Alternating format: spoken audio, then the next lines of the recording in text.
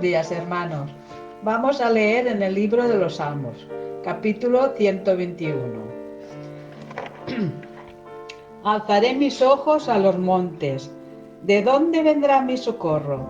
Mi socorro viene de Jehová, que hizo los cielos y la tierra. No dará tu pie al resbaladero, ni se dormirá el que te guarda. He aquí, no se adormecerá ni dormirá el que guarda a Israel. Jehová es tu guardador. Jehová es tu sombra a tu mano derecha.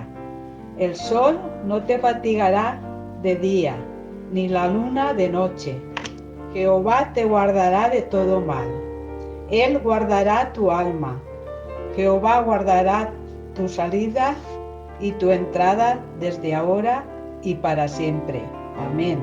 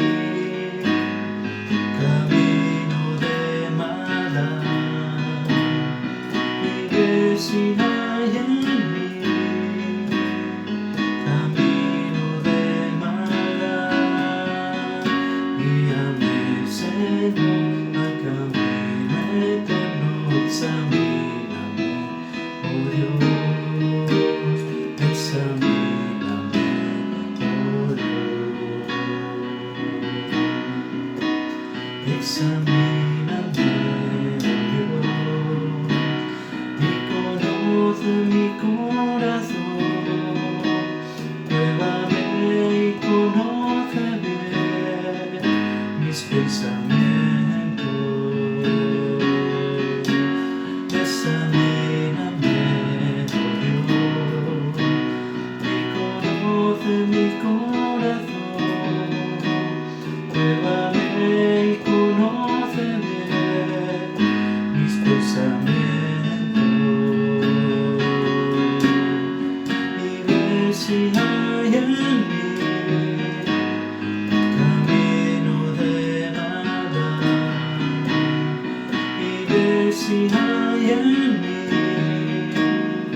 camino de maldad, y guíame, Señor, al camino eterno. Examíname, oh Dios, examíname, oh Dios.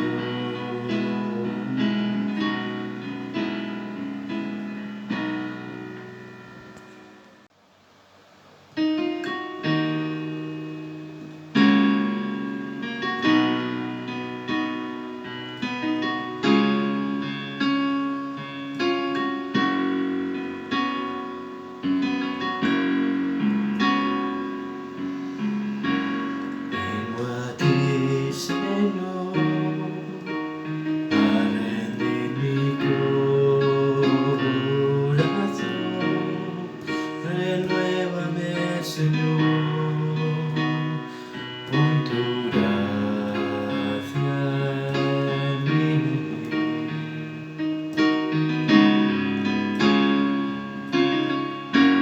porque sé muy bien que toda mi debilidad se perfeccionará por el poder de tu amor.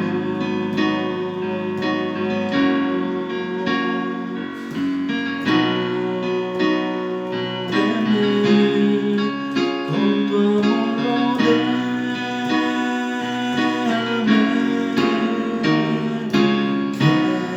Quiero estar más cerca de ti. Si espero en ti, nuevas fuerzas yo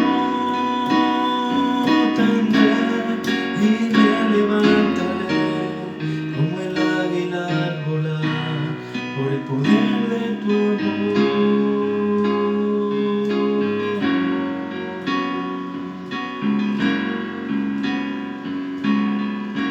Quiero verte a ti cara a cara, oh Señor, y conocer así más de ti en mí.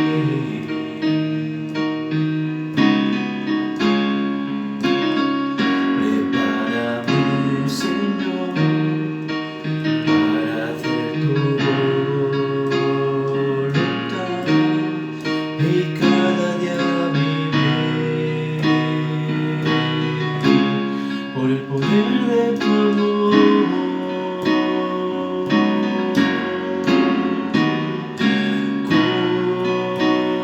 Cúbreme con tu amor, rodéame.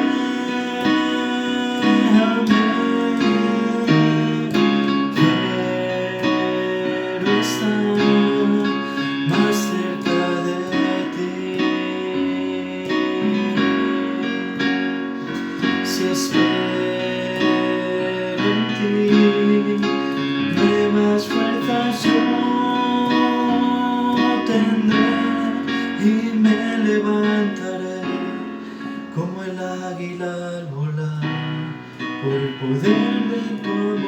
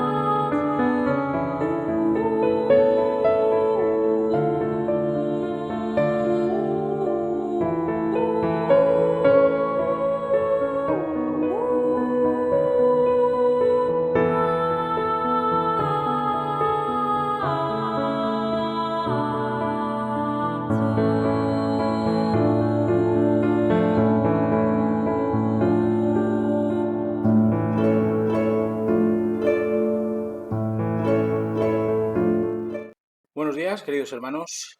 Hoy volvemos a traer la palabra del Señor en esta mañana para seguir abundando en la necesidad de conocer mejor el reino de los cielos.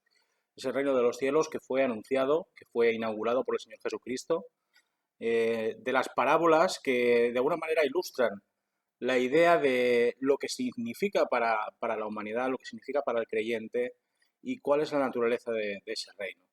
Y en esta mañana quisiera hablar acerca de otra parábola más, una parábola que se encuentra en Mateo capítulo 13, versículos del 51 al 52, que nos habla del cofre del maestro.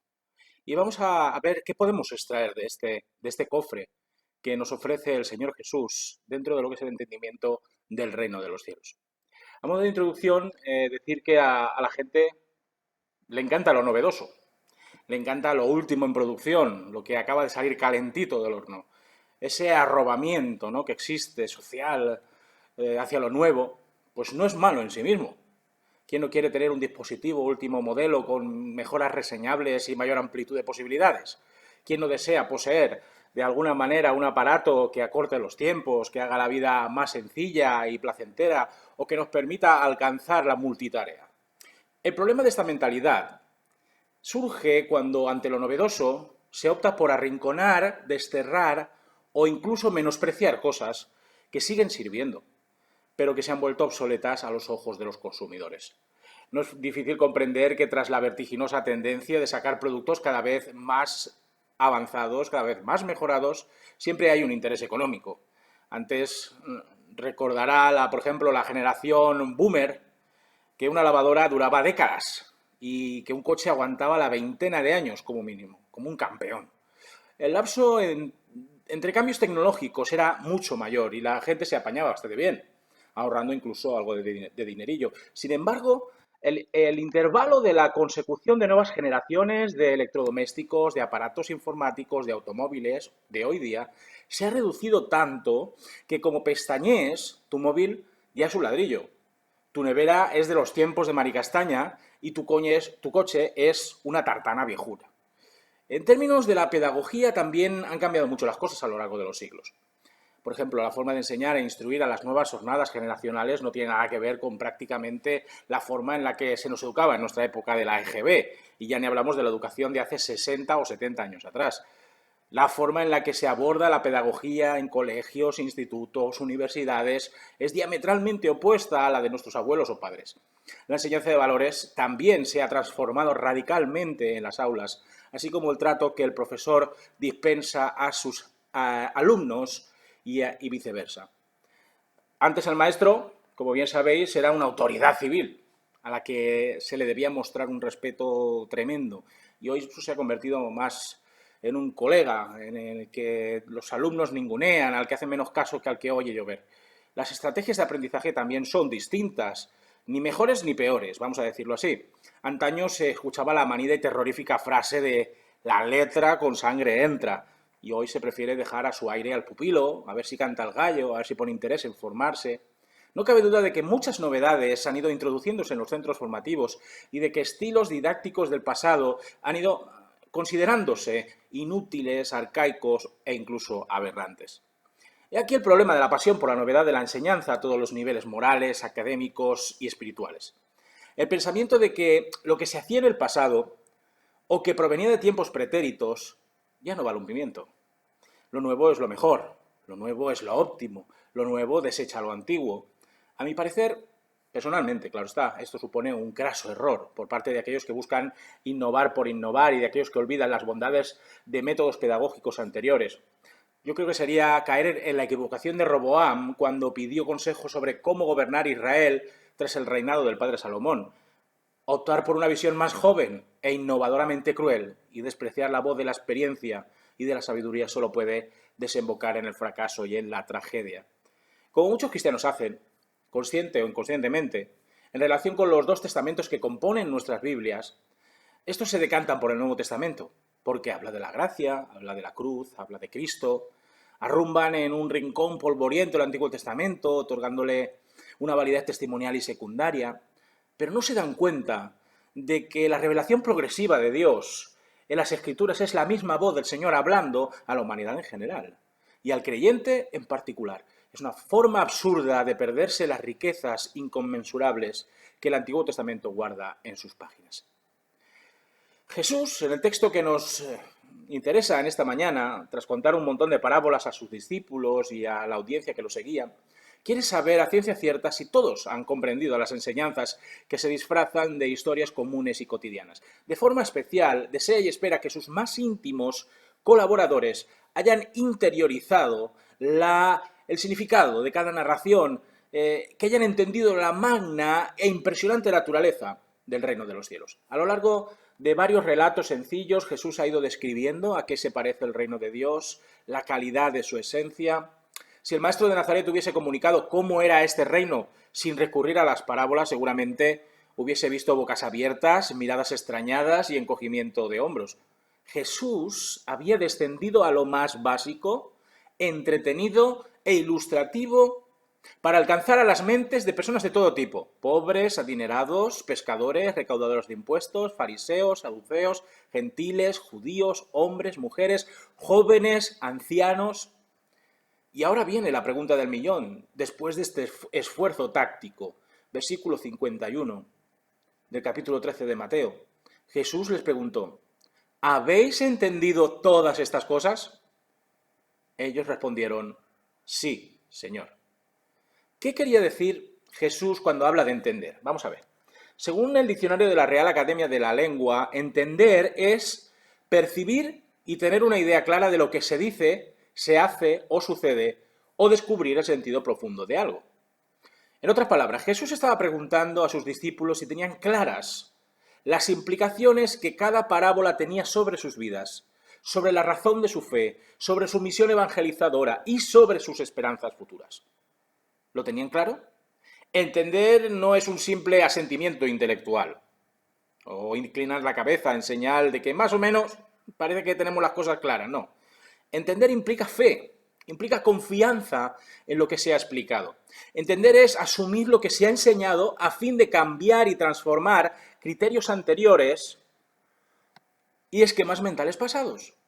Entender es poner por obra cada lección diaria, cada enseñanza recibida, aceptar el reto de querer seguir sabiendo más del maestro, puesto que las bases ya han sido comprendidas.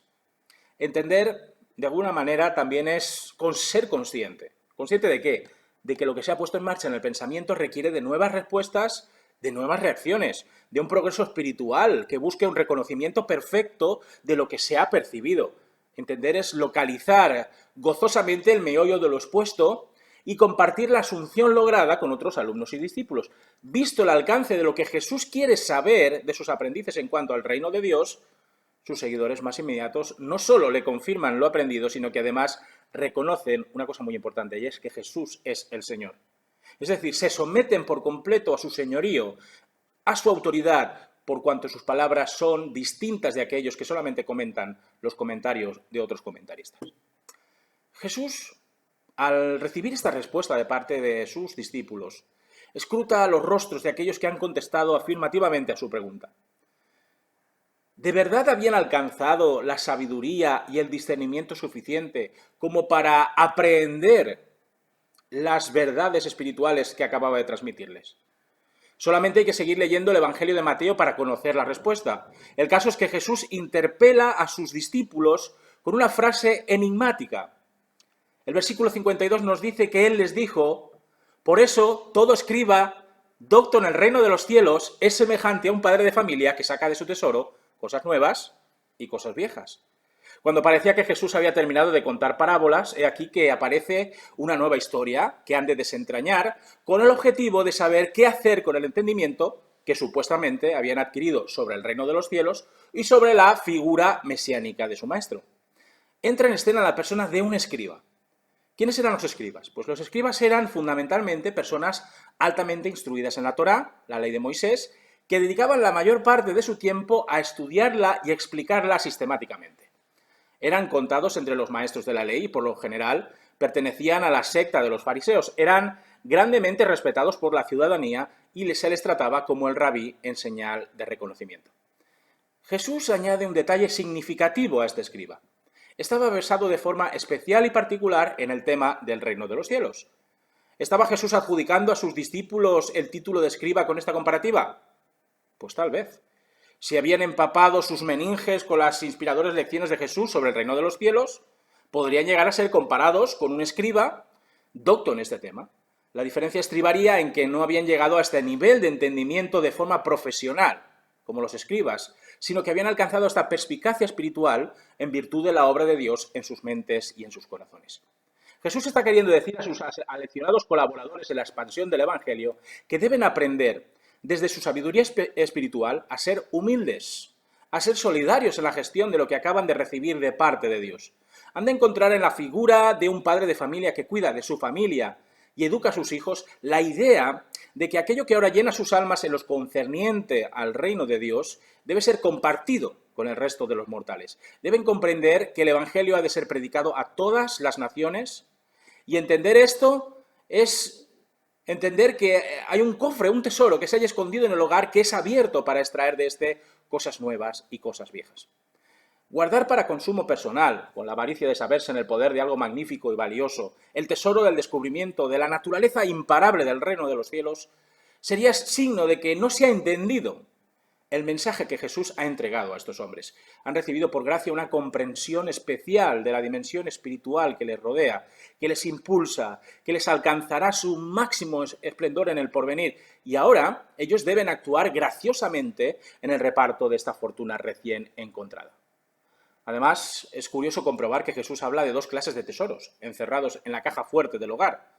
Cosas nuevas como la gracia de Dios, su encarnación en Cristo, el advenimiento del Espíritu Santo sobre toda carne, la resurrección de los santos, el fin de las barreras de género, estatus social y etnia. Todo ello se reúne como una sola misma cosa junto a las cosas viejas que hallamos en el Antiguo Testamento, como es la ley de Dios, el arrepentimiento y perdón de pecados, la liberación de la opresión y la injusticia, la fidelidad al Señor y, por supuesto, el combate contra la idolatría y el adulterio espiritual.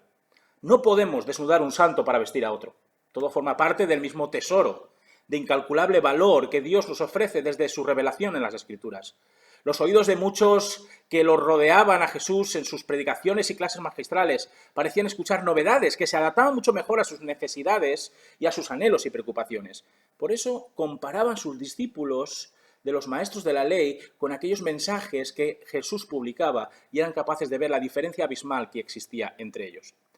Sin embargo, Jesús se empeñaba en hacer ver a quienes bebían de sus palabras que las novedades que parecían percibir no eran ni más ni menos que la auténtica y fidedigna interpretación de aquello que parecía lejano en el tiempo.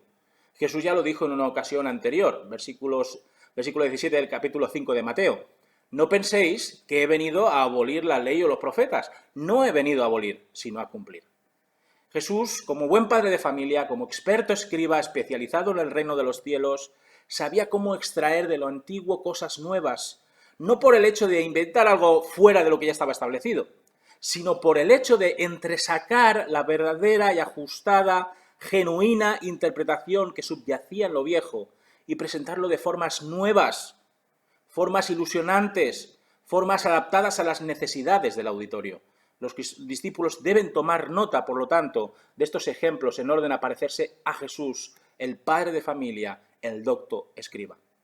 El entendimiento de la realidad espiritual del reino de los cielos que tú y yo hemos de tener ni puede ser simplemente una cabotá ante una enseñanza superficial y facilona de lo que es el Evangelio de Cristo, ni ha de ocultarse en un lugar recóndito de nuestra mente. Cuando entendemos de verdad lo que significa, lo que implica ser agentes del reino de los cielos, buscadores sinceros de las profundidades de éste, entonces renunciamos al orgullo de conocer las honduras del mensaje de Cristo para ser solidarios, para ser generosos, para ser desprendidos a la hora de enseñar a otros la fantástica y maravillosa dimensión de la misión cristiana. Nosotros, hermanos y hermanas, tenemos una ventaja que no tuvieron los primeros discípulos de Cristo. Pensémoslo bien. Tenemos toda la revelación especial de Dios en nuestras manos. Tenemos al Espíritu Santo guiándonos en todo aquello que aprendemos de esta en referencia al reino de los cielos.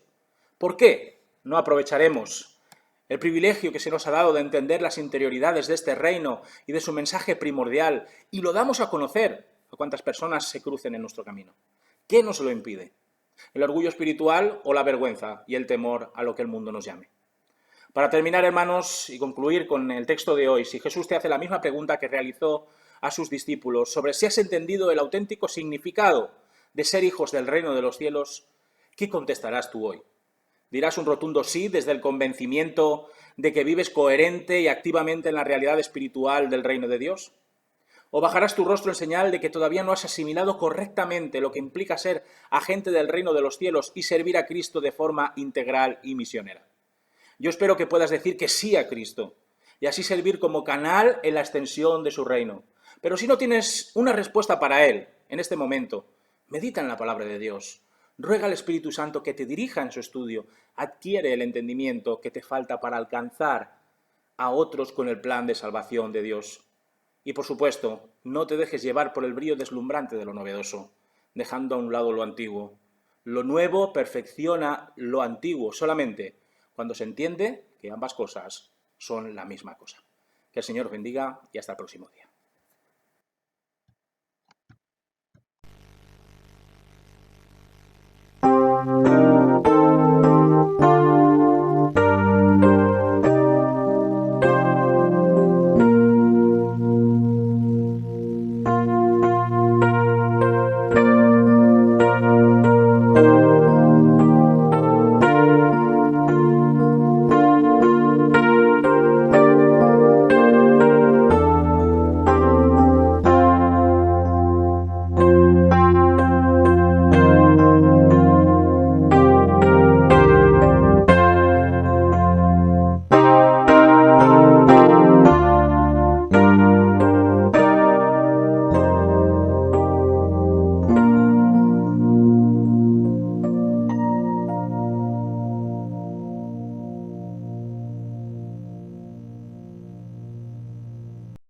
Que la gracia del Señor Jesucristo y el amor de Dios y la comunión del Espíritu Santo sea con todos vosotros, hoy y siempre. Amén.